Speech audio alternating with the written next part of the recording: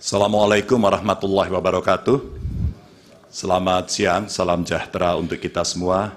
Yang sangat saya muliakan Ketua Majelis dan seluruh anggota, termohon, pihak terkait, Bawaslu, dan teman-teman saya dari pemohon.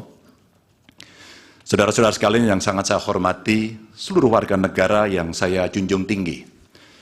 79 tahun lalu, para bapak bangsa memproklamasikan kemerdekaan negara kita dengan keyakinan bahwa menjadi bangsa merdeka adalah jalan untuk mewujudkan semua bentuk kebaikan bagi kehidupan seluruh warga di negeri kepulauan ini. Sekarang kita berada dalam keprihatinan besar. Semua kepala yang berpikir kritis di antara kita, yang peduli pada kehidupan negara dan bangsa yang bermartabat, sedang mempertanyakan apakah negara ini bisa setia pada cita-cita luhur yang melandasi kelahirannya. Negara ini lahir dengan visi untuk menjunjung kemanusiaan, kesetaraan, dan keadilan. Dan setiap negara dengan visi mulia semacam itu niscaya menghendaki kepemimpinan yang sanggup menomorsatukan kepentingan dan kesejahteraan warga di atas kepentingan pribadi mereka yang berkuasa. Kita telah menjadi saksi bahwa pada satu titik dalam perjalanan bangsa ini, seluruh warga negara pernah dipersatukan oleh semangat yang sama untuk melakukan reformasi. Untuk apa? Untuk memperjuangkan hal yang sangat esensial bagi kehidupan berbangsa dan bernegara. Untuk mengkoreksi pemerintahan yang saat itu kita anggap melenceng, membelenggu kebebasan warga, menebar ketakutan, dan menjauhkan negara ini dari cita-cita luhurnya. Dan kita tahu bahwa reformasi bukanlah sesuatu yang kita dapatkan cuma-cuma. Saudara-saudara kita, kerabat kita, dan sahabat kita menjadi korban. Dan kita harus rela kehilangan mereka selamanya. Mereka mengikhlaskan hidup mereka agar negara ini benar-benar dijalankan dengan rasa hormat yang setinggi-tingginya kepada seluruh warga negara oleh pemerintahan yang mampu memikul amanat proklamasi. Hanya setelah reformasi kita bisa menikmati kebebasan menyuarakan pendapat. Hanya setelah reformasi kita menikmati demokrasi yang lebih bebas dan terbuka. Hanya setelah reformasi seluruh warga negara mendapatkan hak mereka untuk memilih pemimpin yang mereka percayai.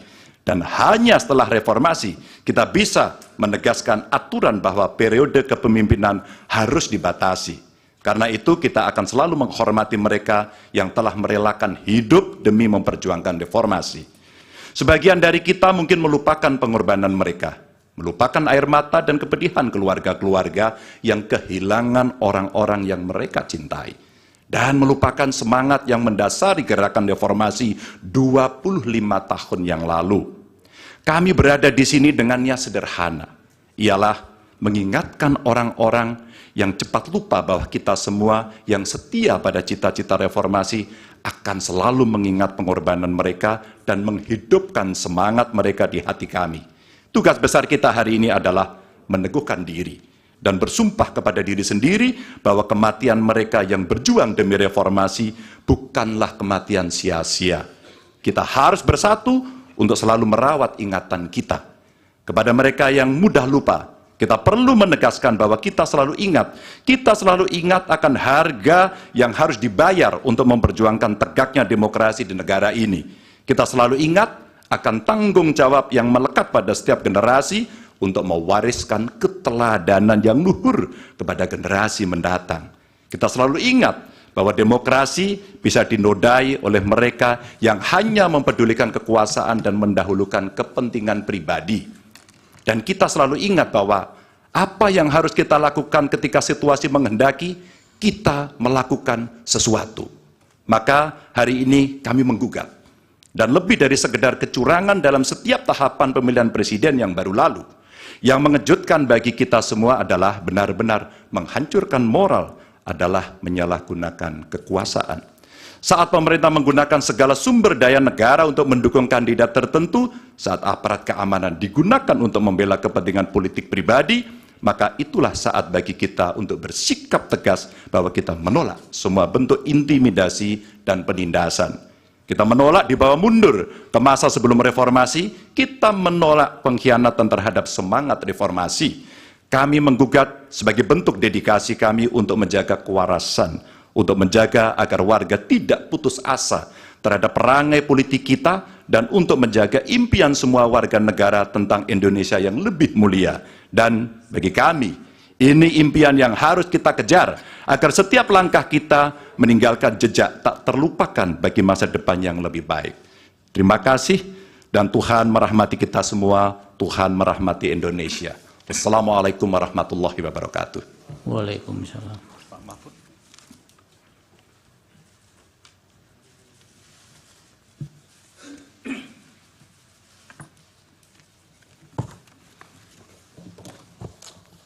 Assalamualaikum warahmatullahi wabarakatuh. Ketua dan anggota Majelis Hakim yang mulia, saudara termohon dari KPU, pihak terkait dari kuasa hukum Paslon 2 dan saudara dari Bawaslu. Dalam perjalanannya yang mulia, MK Indonesia pernah memberi warna progresif bagi perkembangan hukum konstitusi di Indonesia dan pernah dinilai sebagai lembaga penegak hukum yang sangat kredibel. Harvard Handbook tahun 2012 seperti ditulis oleh Tom C. menilai MK Indonesia adalah salah satu dari 10 MK paling efektif di dunia. Studi tentang perjalanan masa lalu MK yang bagus pernah ditulis juga dalam beberapa jurnal ilmiah. Dari Amerika Serikat ada disertasi yang ditulis oleh Pastor Stefanus Hendrianto yang kemudian diterbitkan dalam bentuk buku berjudul Law and Politics of Constitutional Courts, Indonesia and the Search for Judicial Heroes, diterbitkan oleh penerbit ternama di Amerika. Dari IIU Malaysia lahir disertasi karya Iwan Satriawan, Role of the Constitutional Court in Consolidating Democracy in Indonesia. Ada juga disertasinya Rifli Harun tentang hukum dan sengketa pemilu. Apresiasi terhadap MK Indonesia dalam keberaniannya membuat landmark decisions muncul dalam berbagai makalah forum ilmiah, jurnal akademik, dan berbagai media.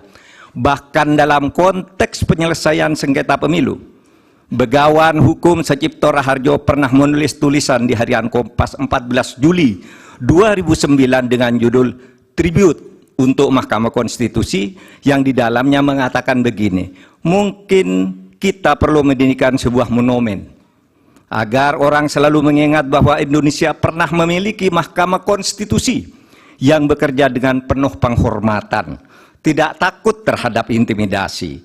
Harian Media Indonesia 7 Juli 2009 menulis editorialnya dengan judul Hormat untuk Mahkamah Konstitusi, yang alinea pertamanya dimulai dengan kalimat untung ada Mahkamah Konstitusi. Majelis Hakim yang mulia, salah satu kunci pernah banjirnya apresiasi terhadap MK adalah keberanian MK dalam membuat landmark decisions, keputusan monumental dengan berani menembus masuk ke relung keadilan substantif sebagai sukma hukum, bukan sekedar keadilan formal prosedural semata. Dalam hal pengujian undang-undang misalnya, teori OPL atau Open Legal Policy itu lahir atau sekurang-kurangnya secara resmi digunakan pertama kali oleh Mahkamah Konstitusi. Dalam hal pelaksanaan pemilu, MK memperkenalkan pelanggaran TSM yang kemudian diadopsi di dalam tata hukum kita. Mahaguru Hukum Tata Negara Profesor Yusril Iza Mahendra saat ikut menjadi ahli pada sengketa hasil pemilu 2014 dan bersaksi di MK pada tanggal 15 Juli mengatakan bahwa penilaian atas proses pemilu yang bukan hanya pada angka harus dilakukan oleh MK. Pandangan ini bukan pandangan lama, melainkan pandangan yang selalu baru, yang justru terus berkembang sampai sekarang, menjadikan MK hanya sekedar mahkamah kalkulator, menurut Pak Yusril, adalah justru merupakan pandangan lama yang sudah diperbarui sekarang. Di berbagai negara judicial activism banyak dilakukan oleh Mahkamah Konstitusi maupun Mahkamah Agung. Beberapa negara membatalkan hasil pemilu yang dilaksanakan secara curang dan melanggar prosedur, seperti Australia, Ukraina, Bolivia, Kenya, Malawi, dan Thailand, serta beberapa negara yang satu disebut ada Belarusia yang dinilai sebagai shame institution atau institusi pengadilan palsu karena selalu diintervensi oleh pemerintah. Akhirnya kami tahu sungguh berat bagi MK dalam sengketa hasil pemilu ini. Pastilah selalu ada yang datang kepada hakim yang mulia untuk mendorong agar permohonan ini ditolak. Dan pasti ada pula yang datang yang meminta agar MK mengabulkannya. Yang datang mendorong dan meminta itu tentu tidak harus orang atau institusi, melainkan bisikan hati nurani yang datang bergantian di dada para hakim, yaitu bisikan yang selalu terjadi antara ammaroh dan mutmainnah. Saya memaklumi tidak mudah bagi para hakim untuk menyelesaikan perang batin ini dengan baik. Tetapi akhirnya kami berharap MK mengambil langkah penting untuk menyelamatkan masa depan demokrasi dan hukum di Indonesia. Jangan sampai timbul persepsi bahkan kebiasaan bahwa pemilu hanya bisa dimenangkan oleh yang punya kekuasaan atau yang dekat dengan kekuasaan dan mempunyai uang berlimpah. Jika ini dibiarkan terjadi, berarti keberadaan kita menjadi mundur. Kami berharap agar Majelis Hakim MK dapat bekerja dengan independen, penuh martabat dan penghormatan. Bagi kami yang penting bukan siapa yang menang, siapa yang kalah.